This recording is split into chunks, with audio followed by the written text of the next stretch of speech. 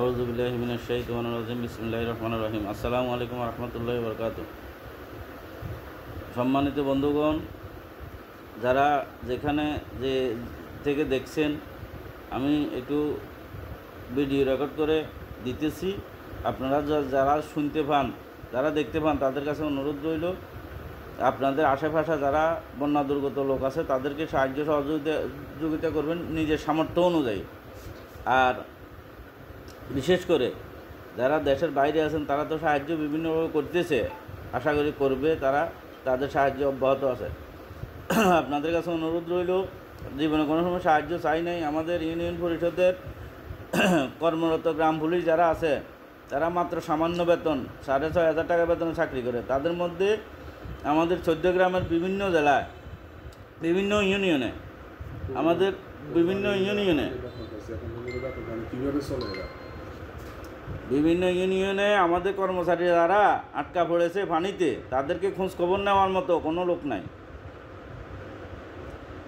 তাদের সাহায্য করার মতো কোনো লোক নাই এ পর্যন্ত। আজকে অনেক দিন নেট যোগাযোগ বন্ধ ছিল। আমরা আজকে গতকালকেও ফোন দিয়ে যোগাযোগ করেছি, কেউ যায় নাই। একটু আগে ফোন দিয়েছি, তারা কান্নাকাটি করতেছে, যাদের বাড়িঘর পানির নিচে চলে গেছে।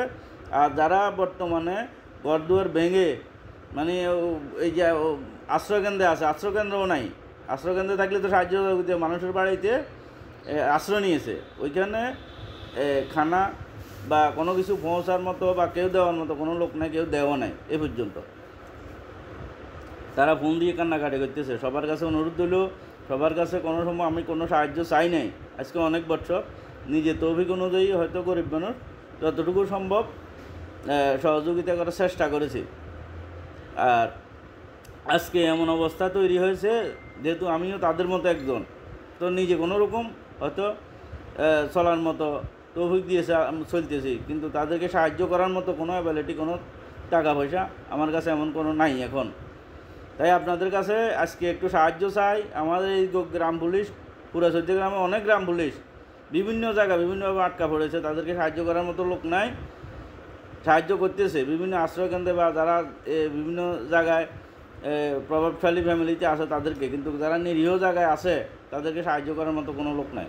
আপনাদের কাছে অনুরোধ দিলে যারা পারেন আপনাদের তৌফিক অনুযায়ী একটু সাহায্য করবেন।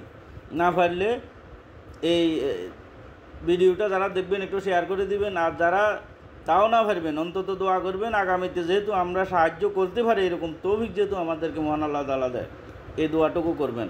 সবার কাছে সালাম শুভেচ্ছা জানিয়ে আমি নাম্বারটা দিতেছি আপনাদেরকে, আপনারা নাম্বারটা, এই নাম্বারে বিকাশ নাম্বারে যাই পারেন আমরা সহযোগিতা করার চেষ্টা করবেন ইনশাল্লাহ। সবার কাছে অনুরোধ রইল, বিকাশ নাম্বার 01818534676। আবার বলছি 01818534676।